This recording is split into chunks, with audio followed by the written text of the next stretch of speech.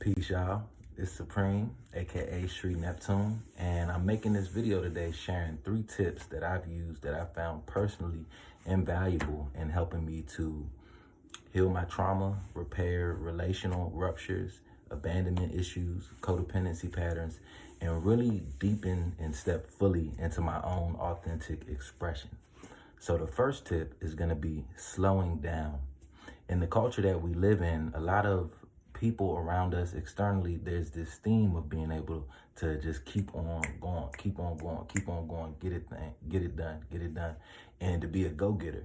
But essentially, this tip is powerful because it causes you to actually take brief and frequent pauses throughout the day and really settle in to your natural tempo. There's a word in Greek called kairos, and kairos means God's time. And I think that that's the magic behind this first point of slowing down and settling into your natural rhythm. I believe that you actually have a chance to really see your unique value and what you can uniquely offer into the world and your own creativity if you would just slow down. And so the magic behind this first tip is that when you slow down, you allow yourself to really make life more digestible for yourself. And if people are pushing your time and wanting you to move faster than you naturally go, that's going to create issues down the road. But something about settling in and allowing yourself to experience God's time or nature's time, rather than just chronos, really seems to actually set you up and put you in a position to really become aware of yourself on deeper levels. Okay? So the second tip is going to be to give yourself experiences of safety, support, and adventure with groups of people. The reason why that's important is because, relationally speaking, groups represent families. And a lot of us come from families where there were issues in early childhood or issues in parent to parent relating or parent to child relating. And we kept some of those issues stuck with us, frozen and imprinted in time. And so when you give yourself the freedom to actually have more experiences in groups, you're actually working in a family dynamic. The highest form of therapy is a loving relationship. And the reason why is because in the relational field, you're exposed to relational vitamins, oxytocin, dopamine, serotonin, endorphins, all of these type of things that actually bathe your cellular structure and go on to produce your unique viewpoint of the world and how it is that you show up.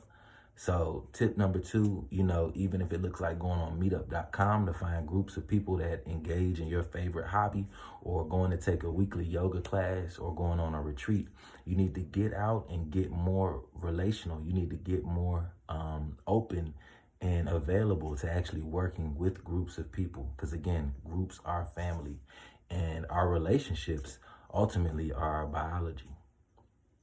And so the third tip is going to be to get curious and really explore yourself and explore your patterns. Meaning, get curious and explore your emotions as they come up, your sensations as they come up. Like, what is the dominant emotion that you're feeling at this point in time? What sensations are occurring inside your body? Where at inside your body? Does it feel sharp, dull, achy, heavy? And that's an example of your emotions and sensations. Other patterns that you may want to get curious and explore is your own breathing pattern. It's been said that deep breathing equals deep thoughts, and shallow breathing equals shallow thoughts. I invite you to explore how your inner world feels when you are breathing fast, as opposed to how your inner world feels when you take slow, deep, long, rhythmic breaths, and what that does for you. And lastly, investigating your posture. Something as simple as your posture. Every thought we think, our muscles, our bodies are participating in that, even if it's a micro movement.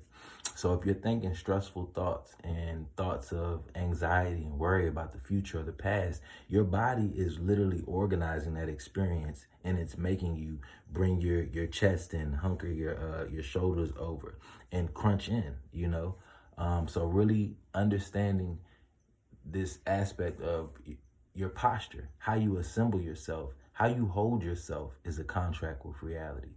So the reason why this is the third and last final tip is because this energy of curiosity, right, and exploring yourself is really a childlike quality, a childlike curiosity. It's a childlike curiosity that actually starts to dissolve these long-held fixed judgments that we have about ourselves, and it starts to actually transform and transmute those basic assumptions that we've assumed in early childhood or just over the span of our life. And so, with this last tip, getting curious and exploring your patterns, how your emotions come up, working with your own sensations, charting that, mapping that, allowing them to actually flow through you.